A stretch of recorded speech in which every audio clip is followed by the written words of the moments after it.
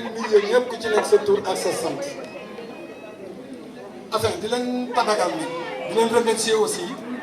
ci teewaay bi parce que vraiment moment bii ñu nekk oo ci ay nit ñu ñëw dafay xaw a jafe ku nekk xam na ne fi mu nekk liggéey bi tar na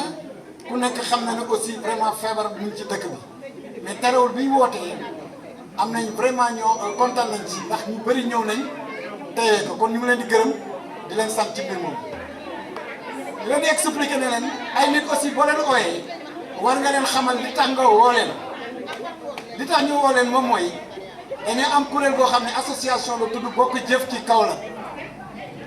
yàlla dafa dogoon nag dañuy def chaque année dañuy jéem a seet nu ñu am ak suñ doole ak suñ lu ñu dajale jéem ko yóbbu Kaolack pour jàppale waa Kaolack comme ni ma ko waxee woon sànq rek ci lay dellu si waat Kaolack boo ko déggee mooy Dakar mooy Thiès mooy Saint-Louis mooy fépp parce que Kaolack Carrefour la ku nekk xam na ne fooy génn ci Sénégal di nga jaar Kaolack kon Kaolack buñ ko mënee defar ñun ba mu baax mel na ni defaral nañ ko waa Dakar yi mel na ni defar nañ ko waa Thiès yi mel na ni defar nañ ko waa Touba yi waa Diourbel yi parce que kuy dem Gambie di nga jaar Kaolack kuy dem Casamance di nga jaar Kaolack kuy dem Tamba di nga jaar Kaolack kon Kaolack nekk na dëkk boo xam ne ku ci mën a dugal sa loxo da nga ko ci war a dugal moo tax ñun chaque année dañuy def benn affaire boo xam ne après léegi suñu vice présidente ne leen expliquer programme bi nu mu demee dañuy def loo xam ne àndaare ak Kaolack lañ ko tuddee dañuy seet li ñu am ak li ñu mën dajale ko dem yóbbu ko Kaolack daaw ci waxtu wi mois de décembre am na benn poste de santé boo xam ne dañ réfectionné defar ko ba mu baax ren ci nawet bi am na beneen poste de santé boo xam ne mu ñuy xaar ci mois d'août bi incha allah war nañoo dem jéem ko defaraat te ku nekk poste de santé aussi wax malade mun nga jógee Diourbel wala je sais pas ñëw ba Kaolack feebar ñu entré foofu wala faj la kon benn la trëm bi génnul gaal gi ma leen di ñaan ne képp koo xam ne yaa ngi fi na nga xam ne am na lu ndaw loo xam ne war nga ko fi mun a bàyyi balaa ngaa dem am nañ ay t-shirt yu ñuy jaay jaayu ko sax mais dañ koy joxe symboliquement am na ay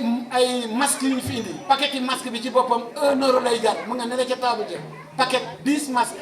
1 euro lay jar kooku symbolique la loolu yëpp bu ñu ko amee nag bu ñu ko dajalee mun a jël seet nan la ñuy def pour jéem a seet programme bi naka lañ ko def pour yóbbu Kaolack bon bu loolu weesoo dama leen ni suñu vice présidente Rokhaya pour mu jéem a seet naka lay def pour présenter leen programme bi pour ngeen gën ko xam kon yaaya dama la jox parole bi nga ool ñu Rokhaya mu ñëw présenter programme bi bu paree Adama Thiam ñëw wax maa ngi leen di gërëm di leen sant merci beaucoup. Buonasera a tutti, siamo molto contenti di avervi qui stasera. Io sono Rokhaya, che copro il ruolo di vicepresidente dell'associazione Bokk Jëf ci Kaolack, e l'associazione che è stata fondata nel dicembre del 2002 quando gli abitanti di Kaolack si sono riuniti per cercare di fare una grande associazione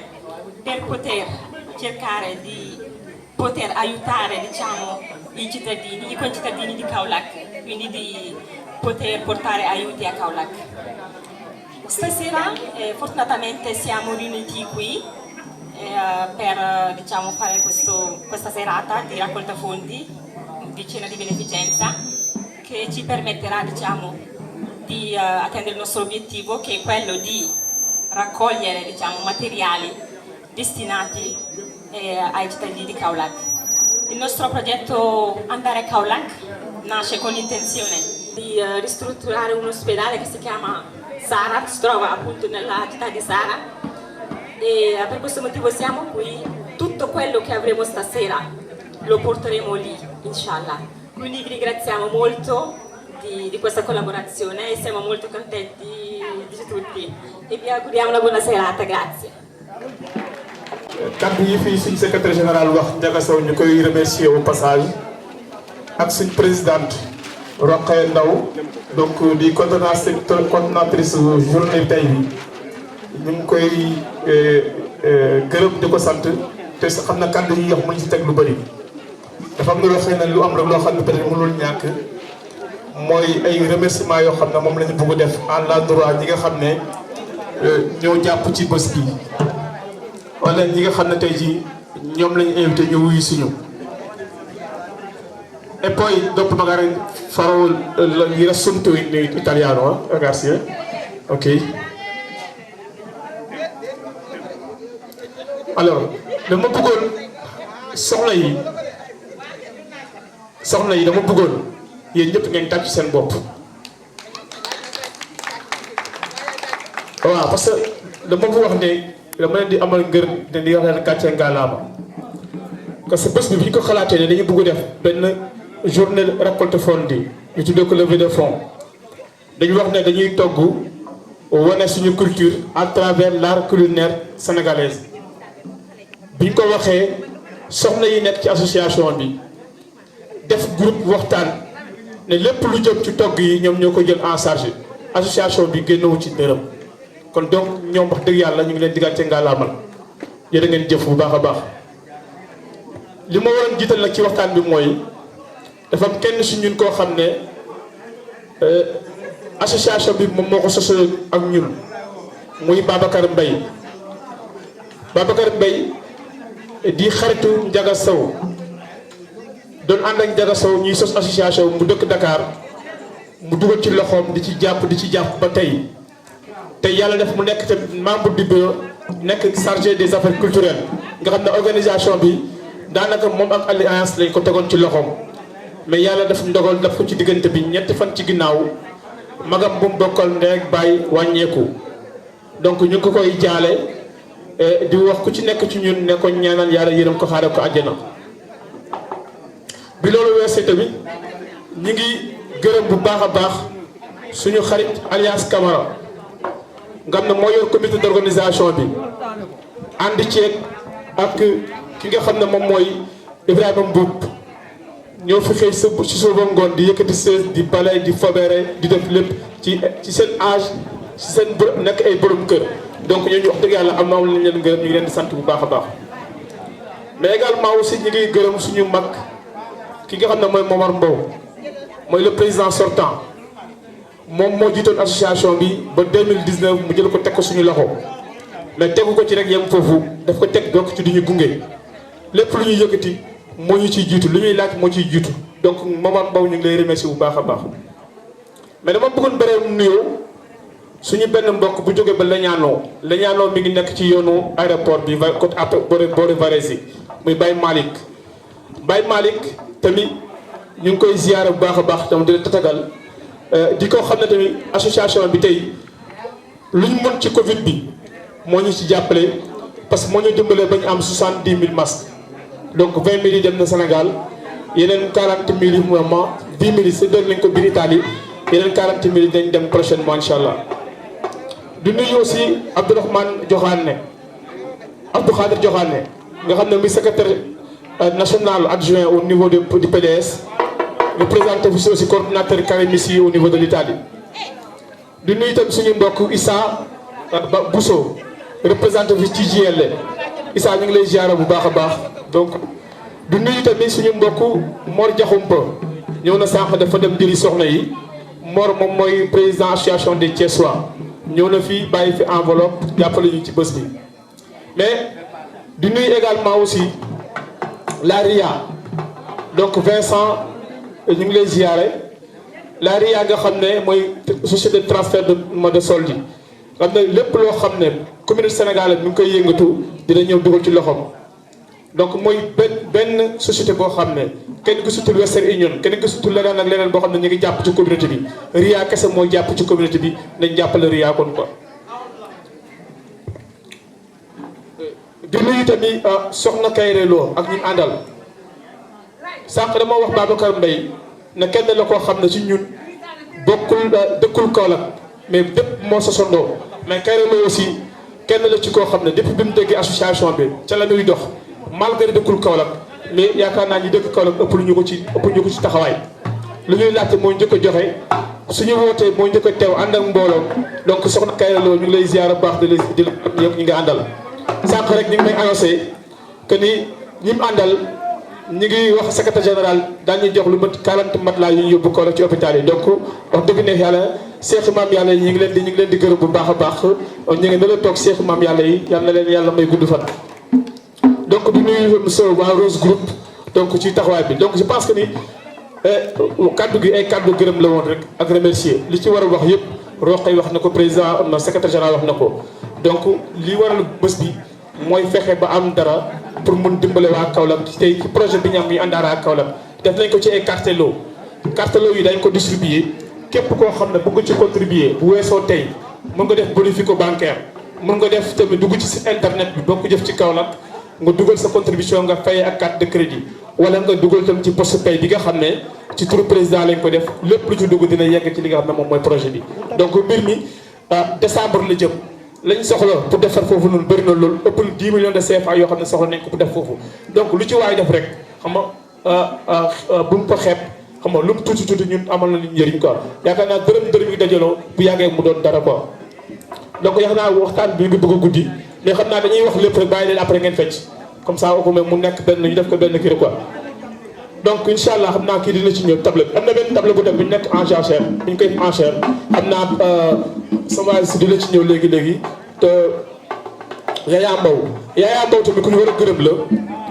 jaar na Kaolack waaye kenn la koo xam ne ñoo bokk dëkk Bergamo muy maître de cérémonie bu am solo ba mu jógee événement bi ñu ko invité mu ñëw nekkal tey ci suñu MC Yaya ñu ngi lay gërëm bu baax a baax.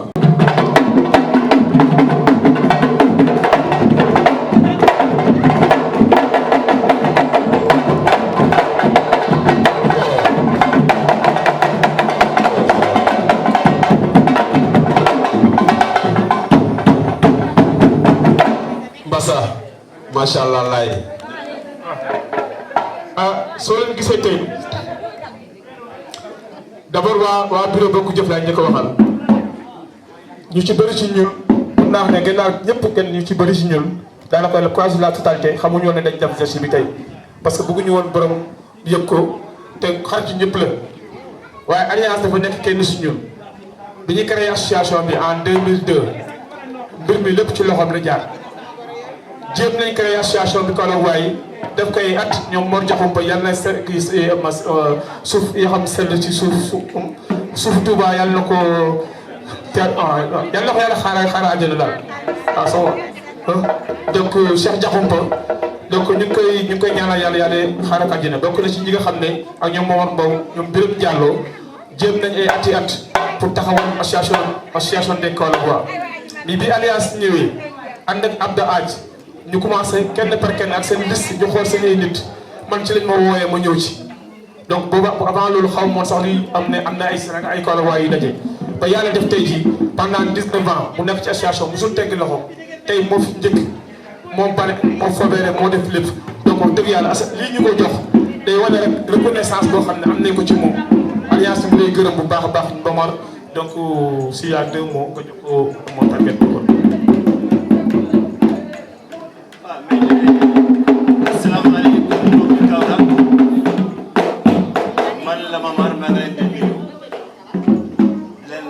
asalaamaaleykum wa rahmatullahi mais nag dañ ma bett parce que pour ma ñëw jox Ali lii Alliance Camara ku ko xam ci association bi xam ne da ciy dem ba jeex parce que man xam naa ci bara parce que lënkoo nañu ñu jox ay jéego bu loolu passé lépp loo xam ne dañ koy dugal ci biir da ciy dem ba jeex man sax bu ma sañoon damay sumi sama mbubb sax boole ko ci joxe ko mu gën a neexati billaay kon nag Ali lii yow yaa ko mérité mais nag lu mu neex koy àndal na sa waay ñëw teeg LG ñëwul fii nga joxal ko Alliance Camara mu gën a neexati rapidement LG Jaga Sow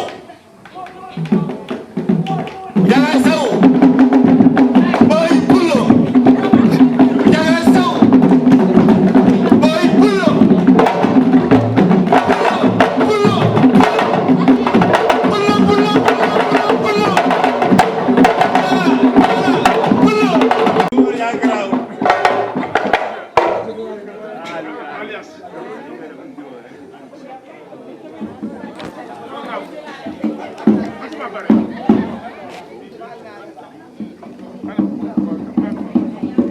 Ecco, cari cittadini, questo è un target che è stata fatto come ricompensa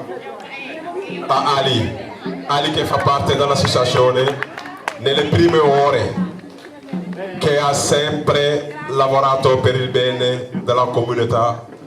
di Kaolack. Essendo anche un cittadino di queste regioni,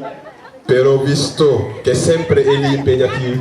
impegnato, oggi era qua da mezzogiorno a pulire, a mettere il materiale sul posto e vedete ha fatto anche il tempo di andare a vestirsi e tornare, quindi una ricompensa, anche un applauso per lui.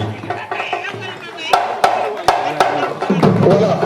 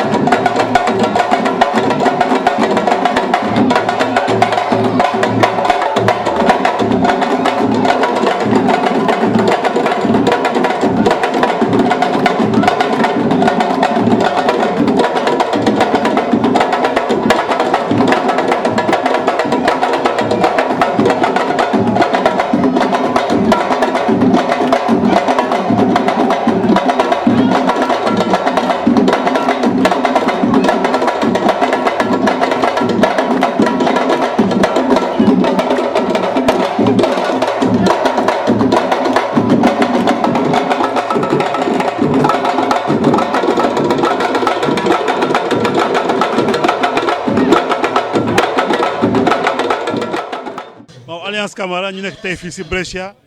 bokk jëf bu Kaolack woote lu waral bés bi. waaw bés bi bés bu mag la toi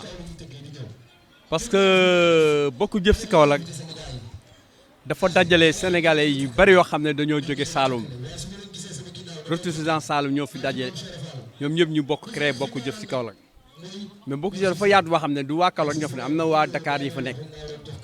moo tax chaque année ñiy def affaire yu mel ni mais luñ fi for yëpp foraatu luñ fi for yëpp dañ siy jàppale ay hôpitaux yi nekk Kaolack ak ñoo xam ne ay nuy doole yi nekk Kaolack fa la affaire yëpp di dem toi. kon daal si gàttal mën nañu wax daal yéen si côté social moo tax surtout ngeen yëngatu lépp lu fi ruus rek si koppar si xaalis si dërëm daal day delluwaat encore ba Sénégal si Kaolack si côté social. mën nga la tey lan mooy loo xam ne jëf nañ ko Kaolack loo xam ne bokk jëf Kaolack daal moo ko jëf. waaw bokk jëf si Kaolack def na affaire yu bari Kaolack tabax nañ fa hôpital bu mag boo xam ne mi ngi Boustane boo xam ne day servir presque moitié Kaolack hôpital boobu moo koy servir. tey bu amee doomu Kaolack boo xam ne mu ngi fi Italie te yëguloon lu mel nii ban kàddu nga koy lancé fu mu nekk nii. ñun ñu ngi oote ñëpp ñu ngi oo doomu Kaolack yëpp ñu ñëw fekk si ñu si li ñuy def yëpp mooy jàppale ñi nekk suñu ginnaaw ñoo xam ne ñi ngi Kaolack ñi ngi Saloum loolu mooy suñu message quoi. On appelle tous les Kaolackois ñu ñëw jàppale ñu si li ñuy def. mais ku bokkul Kaolack ban pexe ak ban loxo ak naka la war a jëfee daal pour jàppale leen seen liggéey bi ngeen liggéey. suñu biir association bokk nañ gars yi bari yoo xam ne dëkkuñu sa Kaolack ñii ay Dakar lañ dëkk mais gis nañ benn geste de solidarité bu ñuy def ñoom tamit ñu bugg a barkeelu si xam nga mun ngaa wax man bokkuma Kaolack mais ñoom geste bi ñuy def moo leen neex parce que li ñuy def rek jaamu yàlla la toi. fa lañ ko jëmale di def seen alal di def seen lépp di ko jàppale waa Kaolack.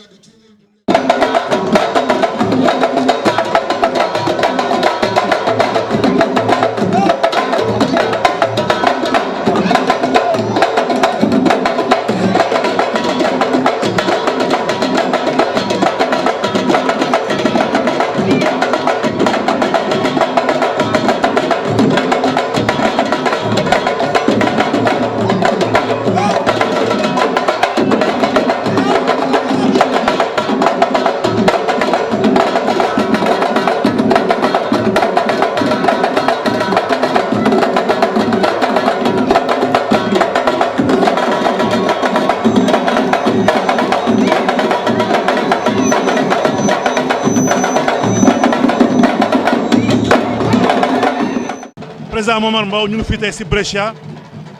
bokk jëf bu Kaolack woote lu waral bés bi. asalaamaaleykum yéen mbokk Diaspora Vision maa ngi leen di nuyu ci seen teewaay ak seen ñëw bi ngeen ñëw fii ci événement bi nga xam ne bokk jëf moo ko organisé. bokk jëf nag association la boo xam ne li taxoon mu judd mooy dafa delluwaat ci fam jógoo muy fam cosaanoo muy doomu Kaolack en particulier ma doomu Sénégal yëpp lépp loo xam ne dañ ko xalaat pour moo xam ne day suqali suñu réew ñun foofu la ñuy dox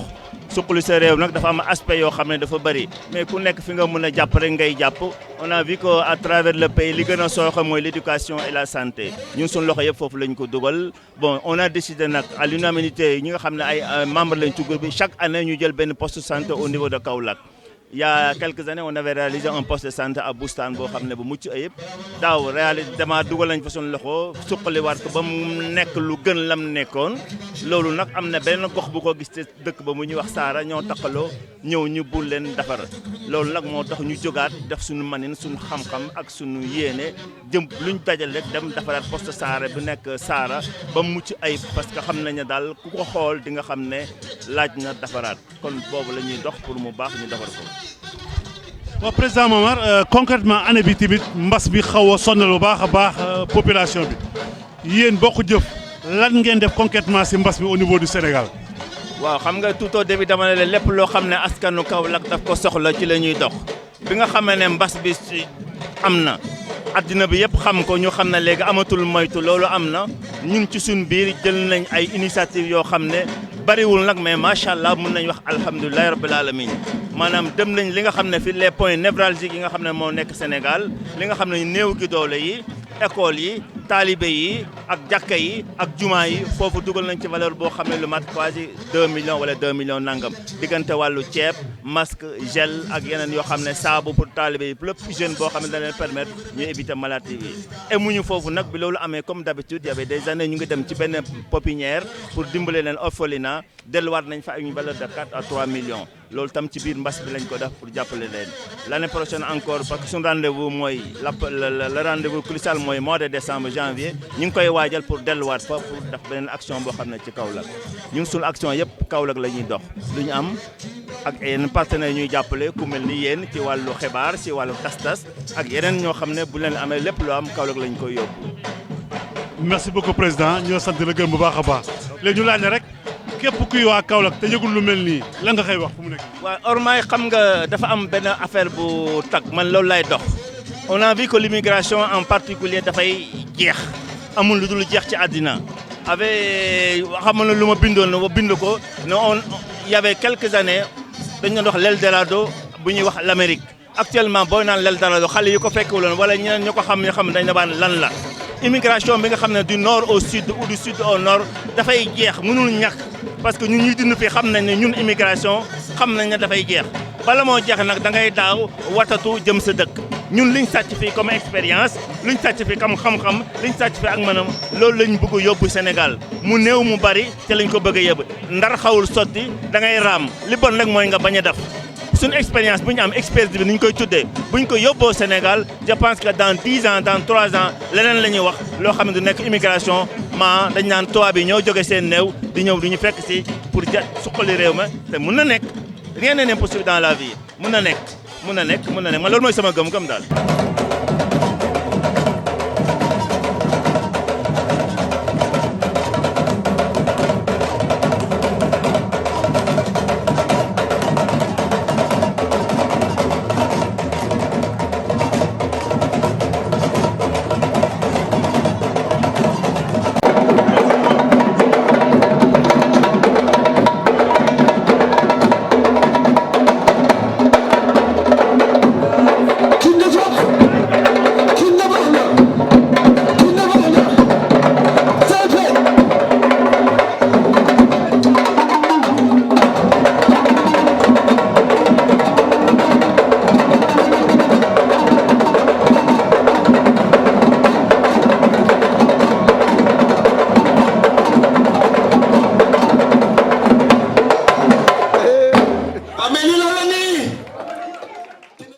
As Ndiaye ñu nekk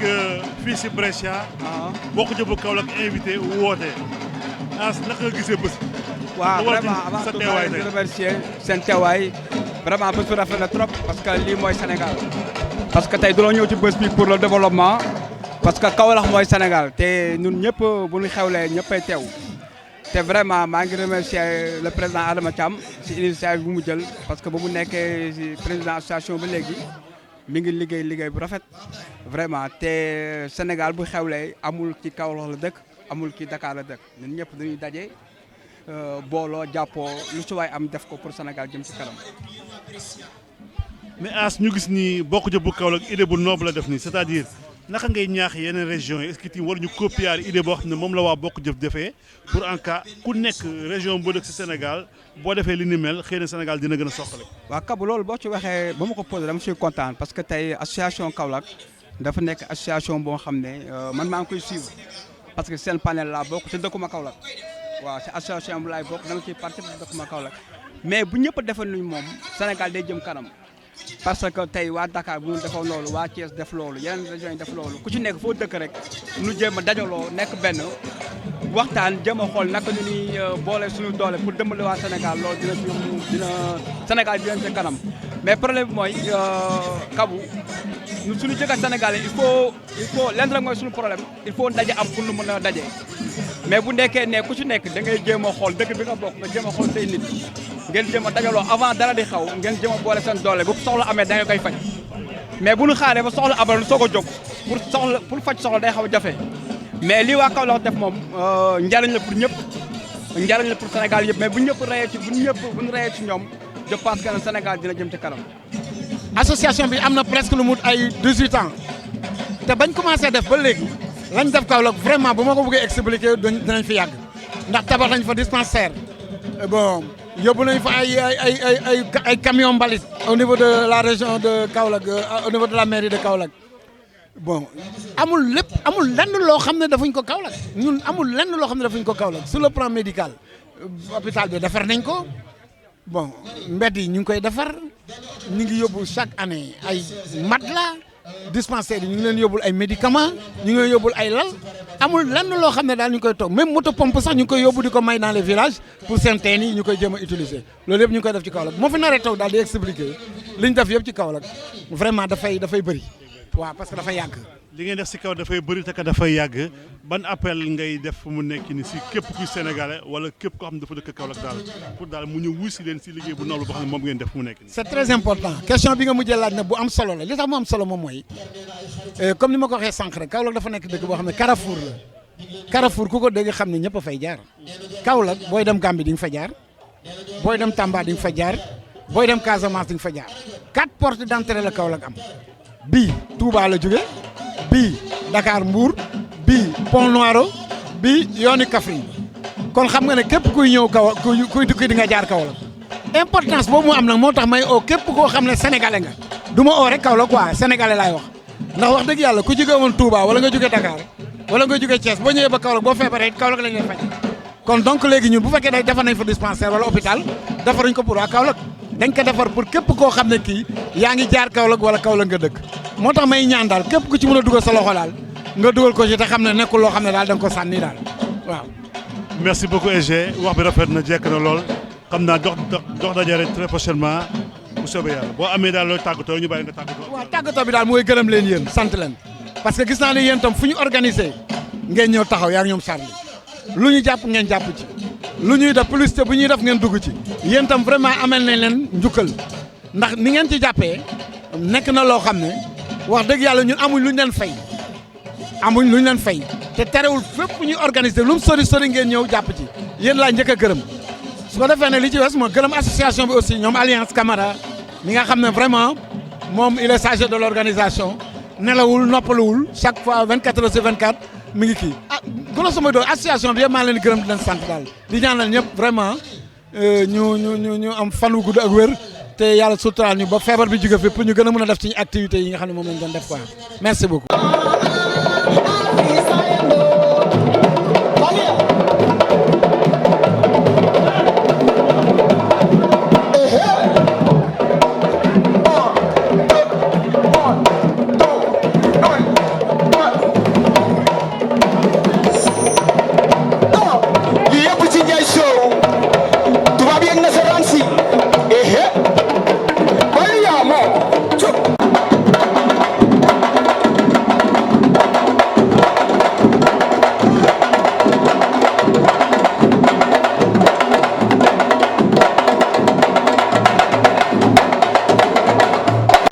Oggi è un giorno molto importante qua a Brescia,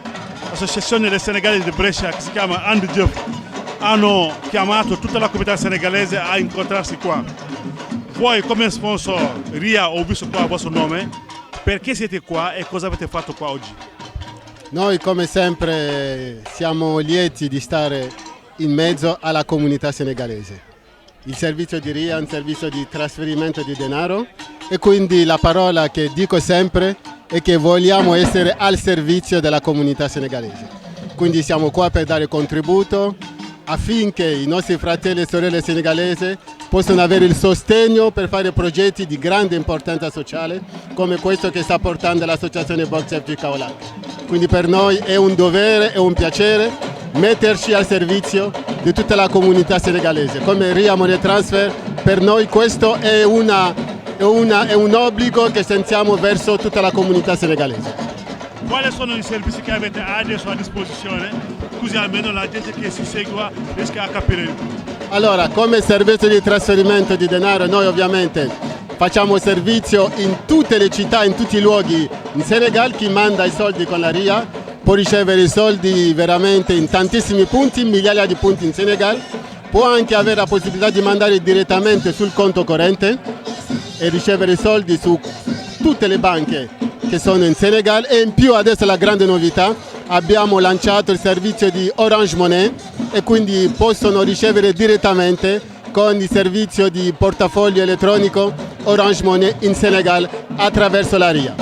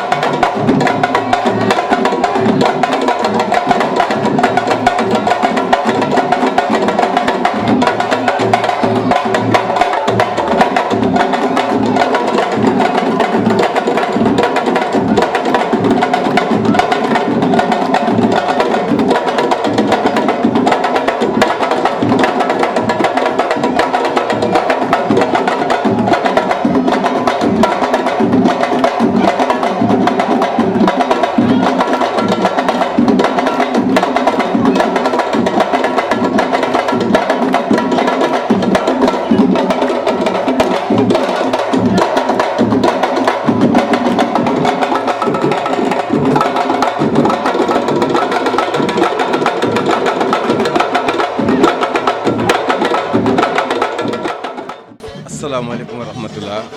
waaw sëñ bi ñu ngi leen di jaajëfal bu baax a baax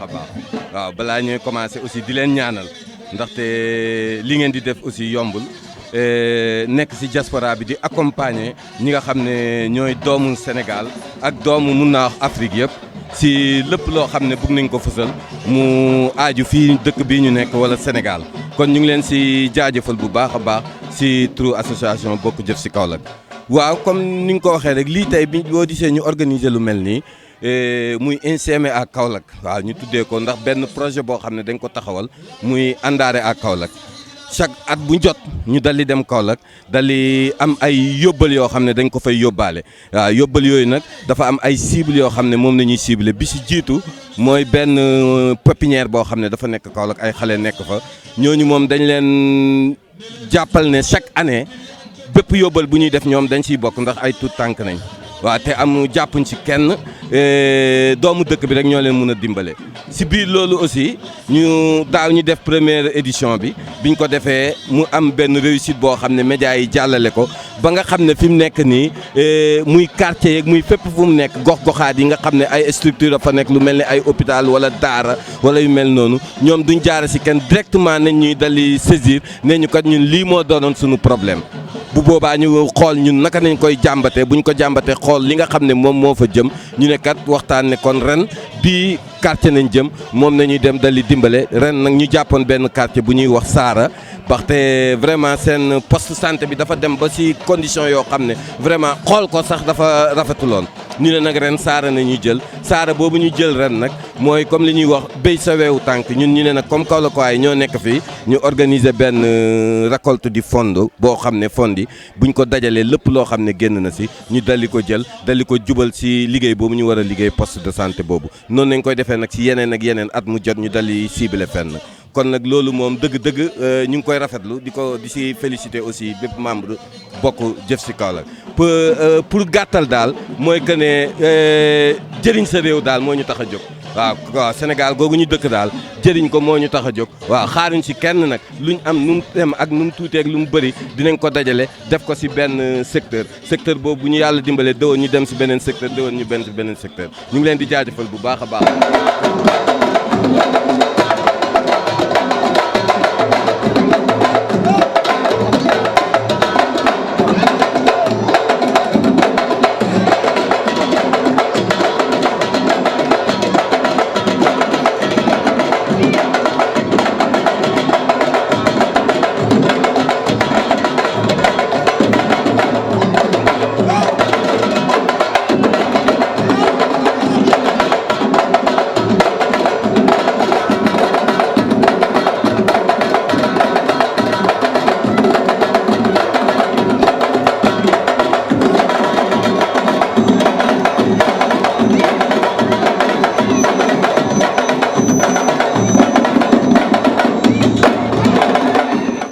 président Adama Thiam tey ñu nekk fii si Brescia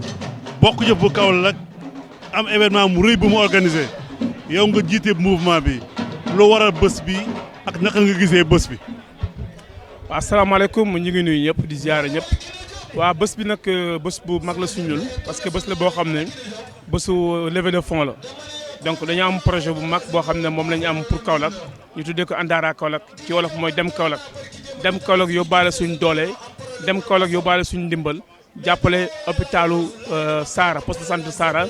ñu réfectionné ko defaraat ko mu baax dem Kaolack aussi pour dimbale orphelinat bu fa nekk pépinière bi bu Bongre dem Kaolack aussi pour dimbale daara yi loolu tam mu koy def at bu jot ren ñu fas yéene ko ensuite ci décembre bi jëm janvier def réalisation yi loolu moo tax ñu dem Kaolack organiser événement bi pour sensibiliser sénégalais yi sensibiliser italiens yi sensibiliser la communauté que ne am na ay projet boo xam ne bëgg nañ ko mottali jëm ci Kaolack tey nag lay door levée de fonds yi donc ñu commencé ci récolte de fonds yi tey def benn ceena wane suñu ay plat aussi parce que tubaab bi tam war nañ xam ne ñun am nañ benn art culinaire xam nga mooy suñu ay plat te wane nañ ko fi wax dëgg yàlla muy occasion boo si ñu jagleel ko jigéen ñi pour que jigéen ñi mun divertir parce que xam ne 1 an et demi ngi nii ñu tëj leen tey ji nag c'est une occasion pour ñoom ñu war a mën a génn sañse après tabaski bi wane seen bopp wane ne ñu ñëpp benn lañ féexal seen xol mais lépp def ko ci solidarité donc ànd ak waa Kaolack pour dimbale waa Kaolack moo waral bés bi tey quoi. Adama ku ñëw tey Brescia fii xool xam ni ñu ñuy wuy sañu kaar macha allah est-ce que geste bi ngeen def liggéey bi ngeen di liggéey lépp loo xam ne fi ngeen koy jël yóbbu ko Kaolack est-ce que ñi ngeen koy yóbbu autorités yi fa nekk xam nañu importance ak liggéey bi ngeen def yéen au niveau de l'Italie. non si am xam nañ importance bi parce que xam nga jafe-jafe yi bëri na parce que boo xoolee image yi ñu am ci hôpital bi nga xam ne moo la ñu war dimbale nga xam ne soxla nañ ko donc ñu ngi ciy déggoo ak autorité Kaolack yi ñu ngi leen di informer ils sont conscients mais ñun tamit wax dëgg neex yàlla li ñuy def xaaruñu ci autorité xaaruñu ci kenn dañ koy def te yàlla tax dañoo bokk Kaolack jógee Kaolack war a